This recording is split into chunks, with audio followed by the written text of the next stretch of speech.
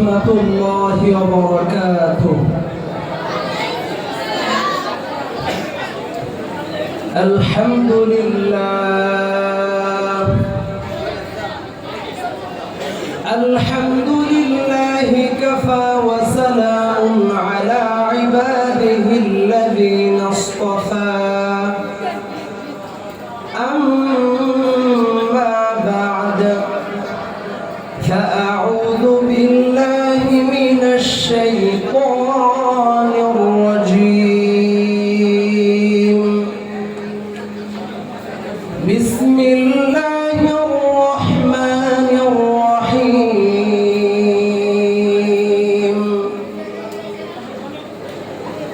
وعد الله الذين آمنوا منكم وعملوا الصالحات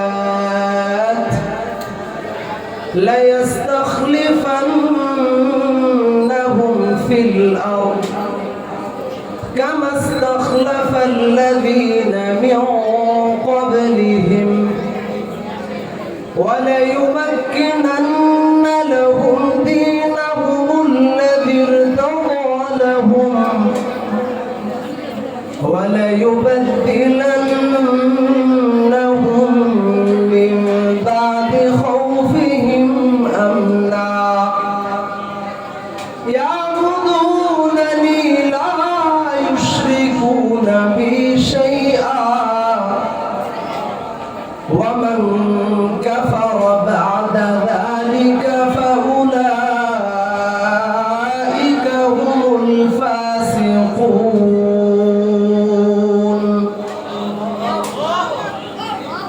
وقال رسول الله صلى الله عليه وسلم: لا تزال طائفة من أمتي ظاهرين على الحق لا يضرهم من خذلهم ولا من خالفهم إلى يوم القيامة أو كما قال عليه الصلاة والسلام.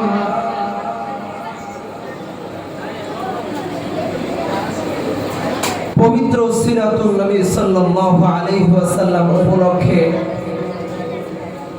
3 দিন ব্যাপী বাৎসরিক শিক্ষামূলক প্রতিযোগিতা অনুষ্ঠানের তৃতীয় অধিবেশনের সম্মানিত সভাপতি, ন্যায়ের মানদণ্ড বিজ্ঞ বিচারক মণ্ডলী, সুদক্ষ পরিচালক ও আমার সামনে উপস্থিত আমার প্রাণপ্রিয় ছাত্র ভাইরা, সকলকে জানাই আমার পক্ষ থেকে আন্তরিক শুভেচ্ছা ও মোবারকবাদ।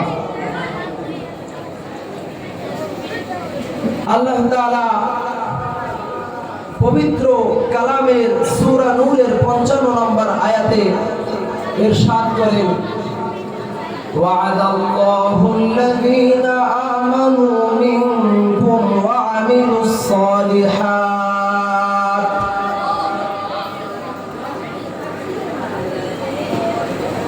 যারা ঈমান আনে এবং নেক আমল করে, অর্থাৎ আমলে সালিহা করে, আল্লাহ তাদের সম্পর্কে আল্লাহ তাআলা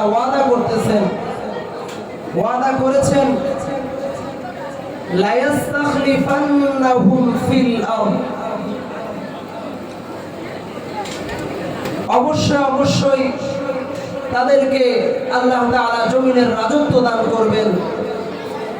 কামা ইস্তাখলাফাল্লাযীনা মিন ক্বাবলিহিম, যেমনি ভাবে তাদের পূর্ববর্তীদেরকে জমিনের রাজত্ব দান করেছিলেন। ওয়ালাইউমাক্কিনান্না লাহুম দীনাহুম, এবং তাদের ওই ধর্মকে আল্লাহ তাআলা সুপ্রতিষ্ঠিত করবেন। আল্লাযী ইরতাদা লাহুম, যেই ধর্ম আল্লাহ তাআলার নিকট পছন্দ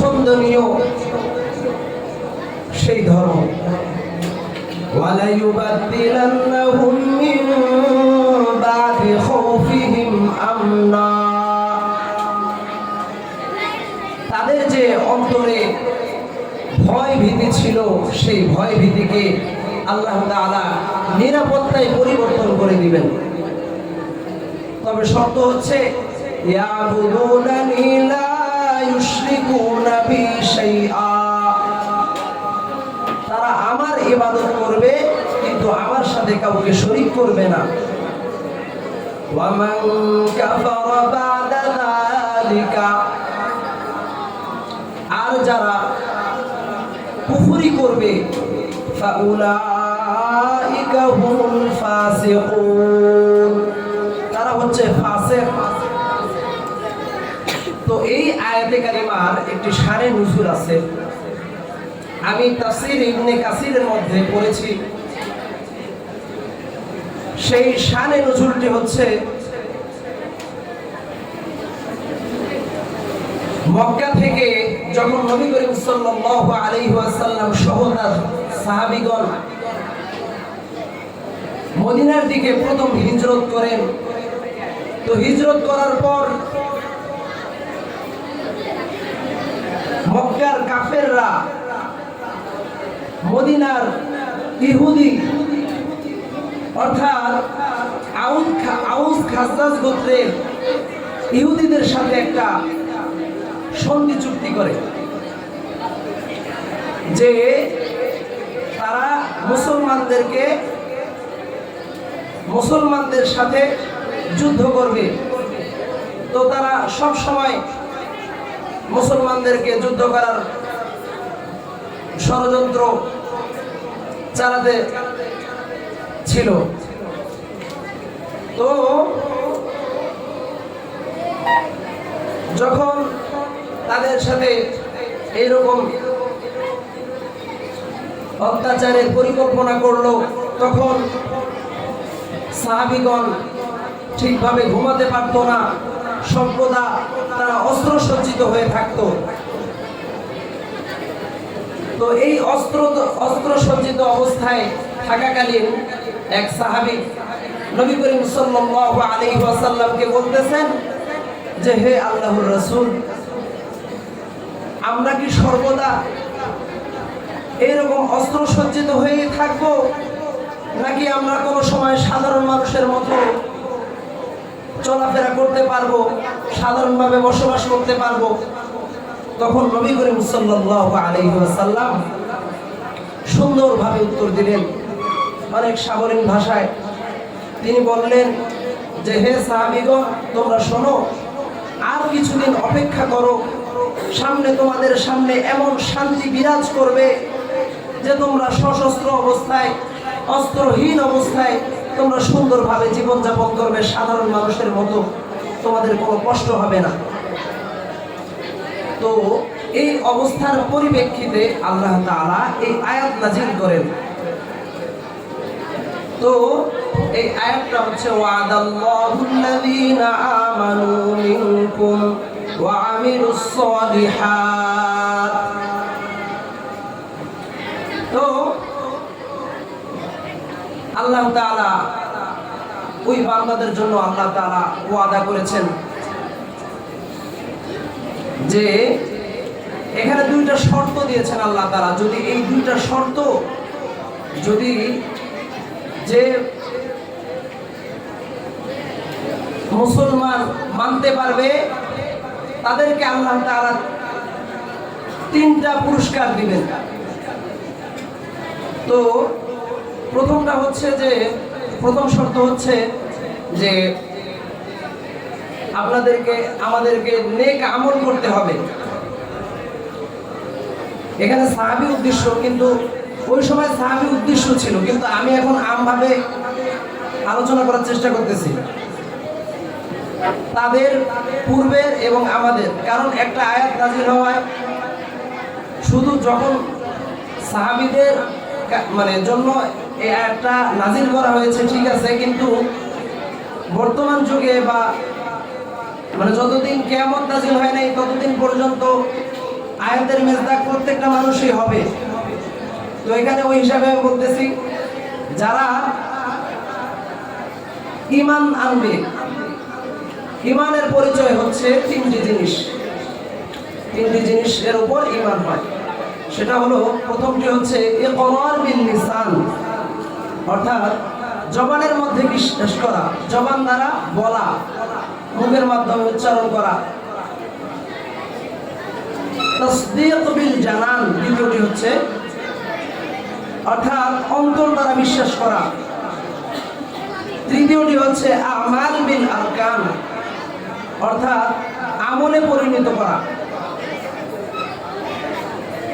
যদি এই তিনটা জিনিস কারো মধ্যে থাকে তাহলে সে প্রকৃত ঈমানদার হতে পারবে। তো দুটি শর্তের মধ্যে প্রথম শর্ত গেল। তো দ্বিতীয় শর্ত হচ্ছে নেক আমল করা, অর্থাৎ আমলে সালিহা করা। যদি আমরা আমলে সালিহা করি, তো আমলে সালিহা কি জিনিস?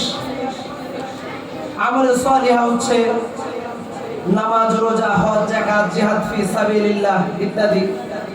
অর্থাৎ এক কথায় বলতে গেলে আল্লাহ তাআলার যত আদেশমূলক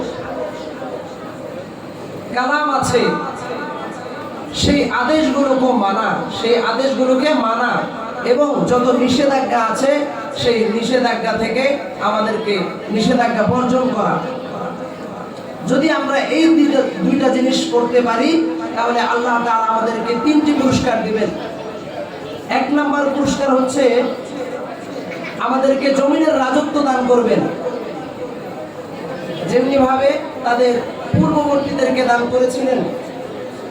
পূর্ববর্তী দ্বারা উদ্দেশ্য হচ্ছে পিছনে যারা